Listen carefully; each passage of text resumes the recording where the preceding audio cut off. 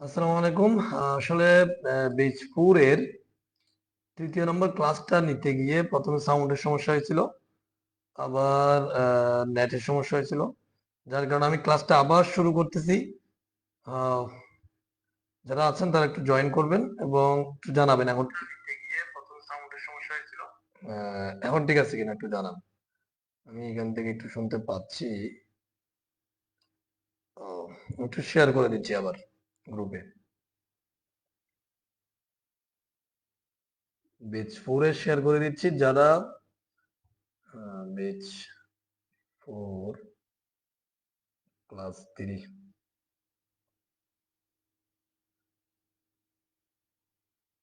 আবার শেয়ার করে দিয়েছি।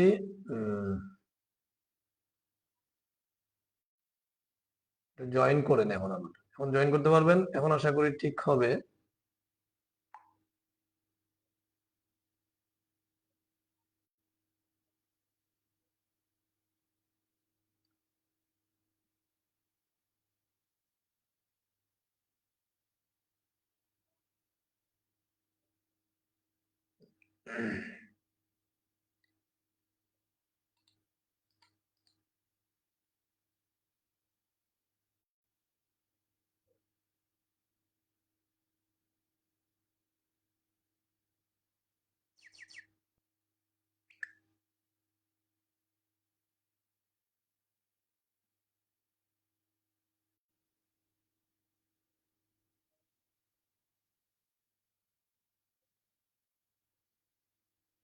আচ্ছা, এখন যারা জয়েন করেছেন একটু কনফার্ম করেন আমাকে। অলরেডি আমরা আধা ঘন্টার সময় আসলে ব্যয় হয়ে গেছে আমাদের, বাট ক্লাসটা আমাদের ভালোভাবে হয় নাই।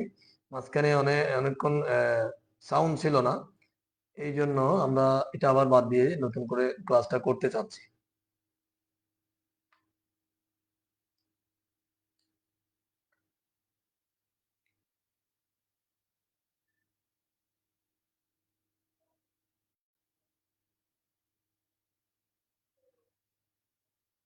এখন ঠিক আছে কিনা একটু জানান। এখন যারা জয়েন করতেছেন এখন ঠিক আছে কিনা একটু জানান, যে এখন আপনারা শুনতে পাচ্ছেন কিনা একটু দ্রুত জানান এবং আমি ক্লাস শুরু করে দিই। আসলে নেটের কখন কি হয় কোনো ঠিক নেই। আমি যে জায়গায় থাকি এখানে আসলে নেটটা একটু স্লো। এরপরেও তো বাধা বিঘ্ন পেরিয়ে আমাদের ক্লাস করতে হবে, করাতে হবে, আপনারা শিখতে হবে। হ্যাঁ, তো আমি যদি বীজপুরে যাই, কেউ এখন আমাকে কনফার্ম করেন নাই যে কোনো সমস্যা হচ্ছে কিনা, শুনতে পাচ্ছেন কিনা। আমি ক্লাস শুরু করতেছি, আপনারা একটু জানান আমাকে। এরপরে আমি ধরেন ক্লাস 4 এর জন্য ক্লাস 3 এর জন্য একটা ফাইল নিচ্ছি। ক্লাস 3 HTML এই ফাইলটাকে আমরা ওপেন করব এডিটরে,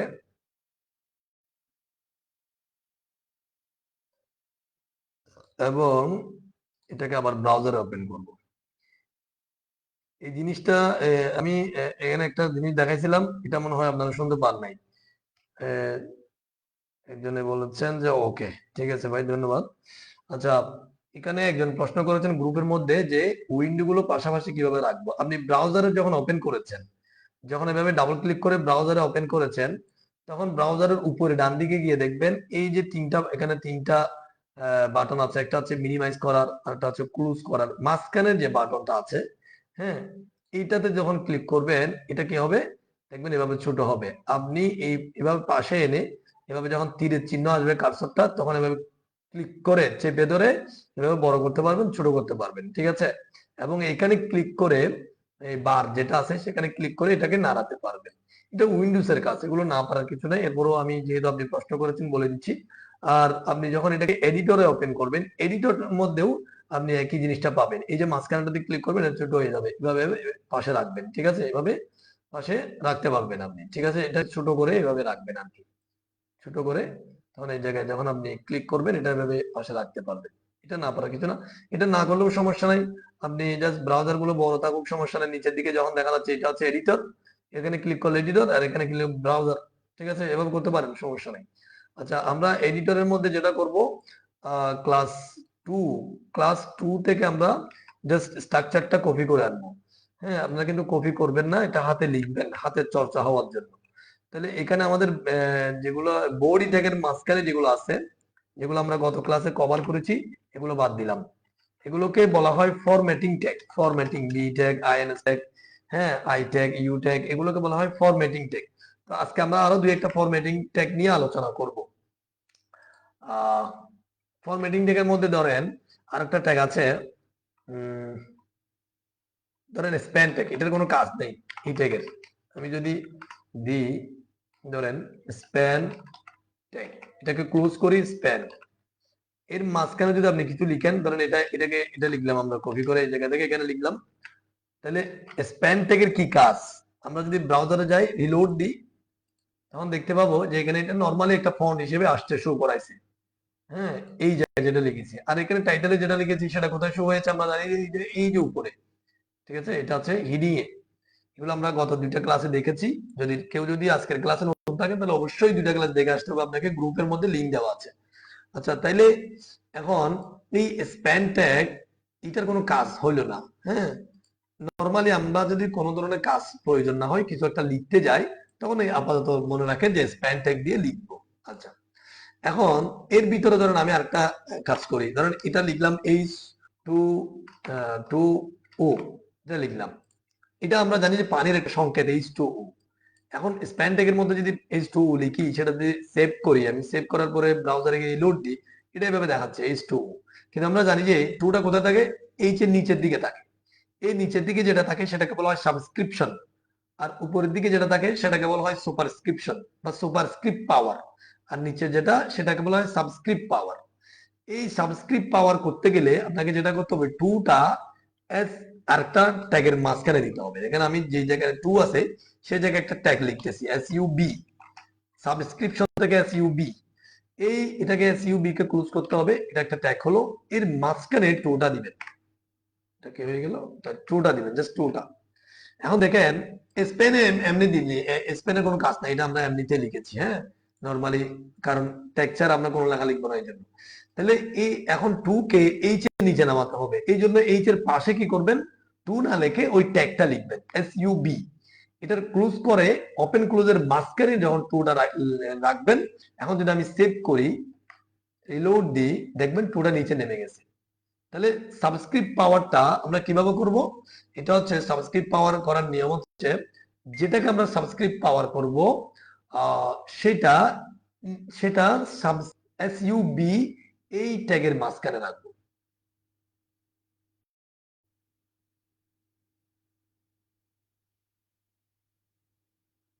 কি বলছে এখানে,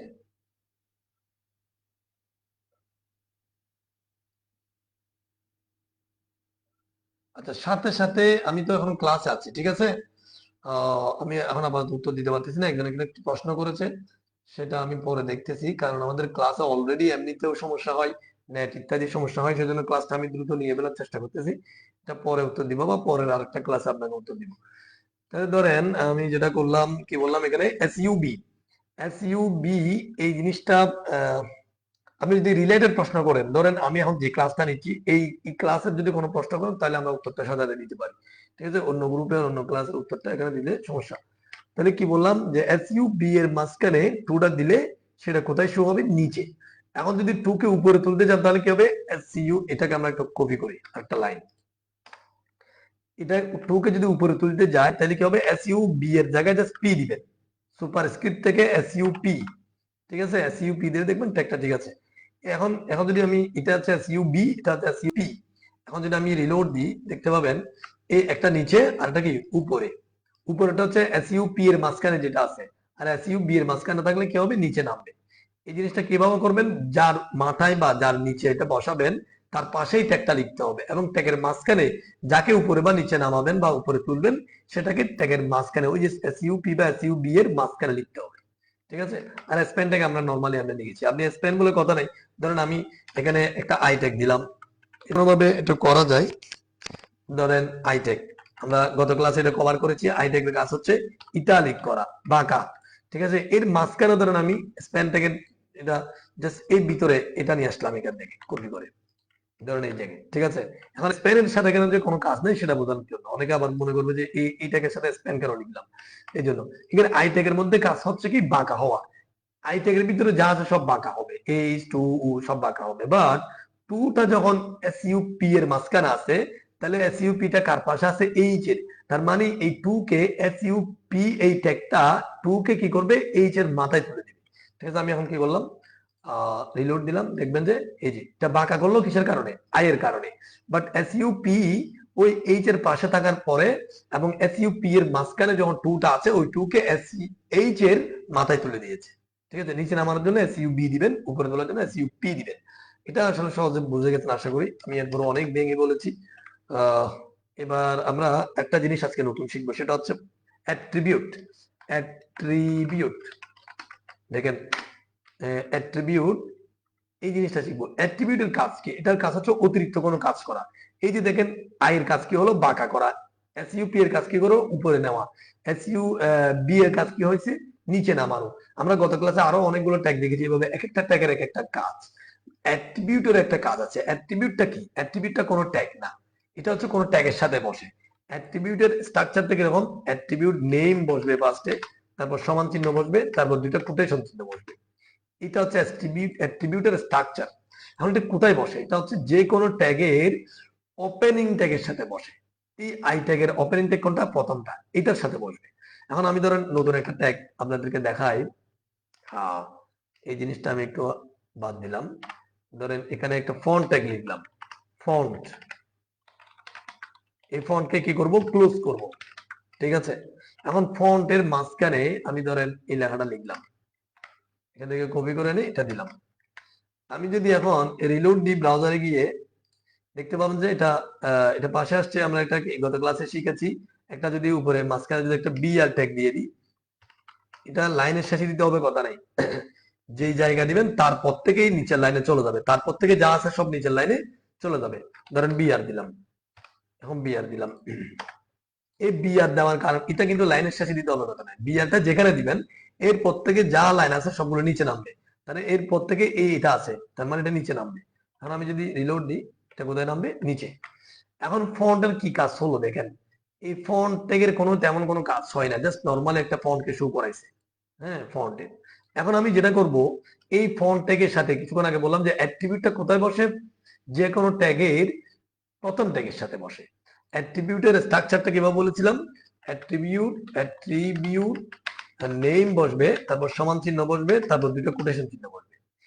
এখন অ্যাট্রিবিউট নেমটা কোথায় বসবে, এই যে প্রথম ট্যাগের অ্যাঙ্গেল ব্র্যাকেটের আগে করে লাস্টের অ্যাঙ্গেল ব্র্যাকেট যেটা আছে, একটা কার্সর রেখে স্পেস দিবেন, স্পেস দিয়ে অ্যাট্রিবিউট নেমটা লিখবেন। এখন অ্যাট্রিবিউট নেমটা কি, অনেকগুলো অ্যাট্রিবিউট আছে। আমি জাস্ট প্রথম একটা আপনাদেরকে অ্যাট্রিবিউট দেখাচ্ছি আজকের ক্লাসে যারা নতুন তাদের জন্য। এখানে ফেস নামের একটা অ্যাট্রিবিউট আছে, FACE। ঠিক আছে, এটাকে বলা হয়, এটা হচ্ছে ফেস অ্যাট্রিবিউট, এভাবে বলবেন আপনারা। ঠিক আছে, ফেস অ্যাট্রিবিউট। এইগুলো অ্যাট্রিবিউটের নামটা ধরে আমরা বলবো, অনেকগুলো অ্যাট্রিবিউট আছে, সামনে আসবে আস্তে আস্তে, মুখস্থ করার কিছু নেই, এগুলোর সামনে যখন যেটা আসে সেটা আমরা জেনে নিব। আচ্ছা, ফেস অ্যাট্রিবিউট, তাহলে একটা অ্যাট্রিবিউটের নাম এতটুকু বসে গেল, এরপর কি হবে, সমান চিহ্ন। সমান চিহ্ন, সমান চিহ্নের পরে কি বলবে, দুটো কোটেশন চিহ্ন, একটা স্পেস দিবেন। তাহলে যে কোনো দুইটা ট্যাগের প্রথম ট্যাগের সাথে এটা বসবে। ঠিক আছে, এটা হচ্ছে অ্যাট্রিবিউট নেম। আর এই যে এখানে কোটেশন চিহ্ন আছে, কোটেশন চিহ্নের মাঝখানে যেটা বসে সেটা হচ্ছে ভ্যালু, সেটা হচ্ছে কি, ভ্যালু। এখন অ্যাট্রিবিউটের ভ্যালু কি বসবে, এগুলা অ্যাট্রিবিউটের উপর নির্দিষ্ট করে কাজ করে, আমরা আস্তে আস্তে শিখবো। এই ফেসের অ্যাট্রিবিউটের ভ্যালু কি হবে, এটা হচ্ছে ফন্টের স্টাইল গুলো এই ফেস অ্যাট্রিবিউটের ভ্যালু হিসেবে বসে। মানে স্টাইল গুলো কোথায় পাবেন, বিভিন্ন ধরনের স্টাইল আছে ফন্টের, স্টাইল গুলো কোথায় পাবেন, আপনারা যদি আপনাদের কম্পিউটারে যদি কি থাকে, মাইক্রোসফট ওয়ার্ড থাকে, তাহলে এটা মাইক্রোসফট ওয়ার্ড একটা এভাবে রাইট বাটন ক্লিক করে নিউতে গিয়ে আপনারা এই যে মাইক্রোসফট ওয়ার্ড ডকুমেন্ট, এটা একটা ডকুমেন্ট নেবেন, এটাকে ওপেন করবেন। ঠিক আছে, এটাকে ওপেন করবেন, ওপেন করার পরে এগুলো আমি আসলে একেবারে নতুনদের জন্য বলতেছি, যেহেতু মাত্র আমরা 3 নাম্বার ক্লাসে আছি। ঠিক আছে, এই জন্য একেবারে নতুনদের মতো করে আমি বলতেছি। যারা অ্যাডভান্স লেভেল আছেন তারা বিরক্ত হবেন না আশা করি। যে এখন ধরেন আমি এটাকে এভাবে করলাম, করার পরে একটু ডানে নিয়ে গেলাম, এটাকে ব্লক করে, আপনারা জানেন যে এই যে মাইক্রোসফট ওয়ার্ডের উপরে বামে দেখেন এখানে এখানে ফন্ট আছে। হ্যাঁ, এই ফন্ট গুলো যখন আমি ক্লিক করে বিভিন্ন ধরনের ফন্টে ক্লিক করব, তখন দেখবেন এক এক স্টাইল পরিণত হচ্ছে। ধরেন আমার এই স্টাইলটা সুন্দর লাগতেছে, তাহলে এই স্টাইলে এভাবে রাখবো, ক্লিক ক্লিক রাখার পর এটা তো এভাবে হয়ে গেল। বাট এই যে যেখানে রাখছি সেখানে এই স্টাইলটার নামটা আসছে, ঠিক আছে। এই নামের উপর একবার ক্লিক করবো, রাইট বাটন ক্লিক করবো, কপি আসবে। অথবা এটা একবার ক্লিক করে যখন ব্লক হবে তখন কিবোর্ড থেকে আপনি কন্ট্রোল সি দিবেন, কন্ট্রোল সি দিলে সেটা কপি হবে। এবার আপনি এডিটরে আসবেন, এডিটরে এসে এই যে ফেস অ্যাট্রিবিউটের ভ্যালু যেখানে দিবেন, দুইটা কোটেশন চিহ্নের মাঝখানে জাস্ট পেস্ট করবেন কন্ট্রোল ভি দিয়ে, অথবা রাইট বাটন ক্লিক করে পেস্ট করবেন, ঠিক আছে। তাহলে এখন এটা কি হলো, এটা হচ্ছে একটা স্টাইল, ফন্টের একটা স্টাইল।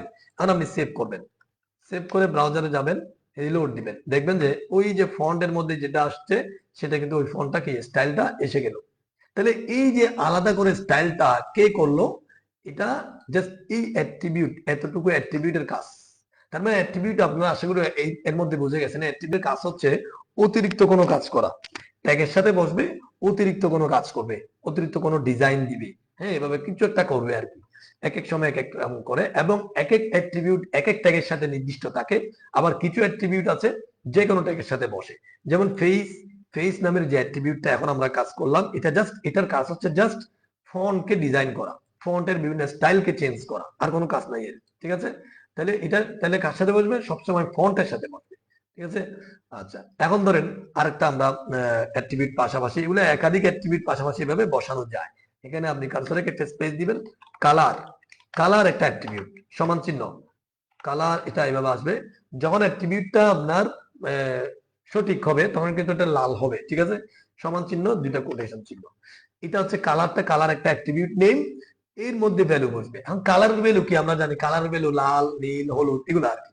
তাহলে কালারের ভ্যালু ধরেন আমি এটা রেড দিলাম, আর ইডি, দেখেন এই কোটেশন চিহ্নের মাঝখানে রেড দিলাম, তাহলে কি হবে, এই ফন্ট ট্যাগের মাঝখানে W3 প্রোগ্রামিং স্কুল যেটা বসছে সেটা লাল হয়ে যাবে। এখন এটা সেভ দিব, ব্রাউজারে গিয়ে আমি যখন রিলোড দিব তখন দেখবেন একই সাথে ওই ফন্টের যে স্টাইলটা দিছি স্টাইলটাও আসছে, আবার এটা কালারটাও আসছে। তার মানে আমরা কি করতে পারছি, এখানে ফন্টের মধ্যে দুইটা অ্যাট্রিবিউট দিয়ে দুই ধরনের কাজ করতে পারছি। এইটা হচ্ছে অ্যাট্রিবিউটের কাজ, ঠিক আছে। এভাবে আমরা অনেকগুলো কাজ করবো অ্যাট্রিবিউট দিয়ে, সামনে আরো অনেক কিছু দেখবো আস্তে আস্তে। তাহলে মোটামুটি অ্যাট্রিবিউটের ধারণাটা আশা করি পাইছেন, যারা নতুন তাদের জন্য বলেছি এগুলো। আমরা সামনের ক্লাসে মানে আগামী ক্লাসে অ্যাট্রিবিউট নিয়ে আরো বেশি করে কথা বলবো ইনশাল্লাহ, এবং আরো সহজে আপনারা বুঝতে পারবেন অ্যাট্রিবিউট।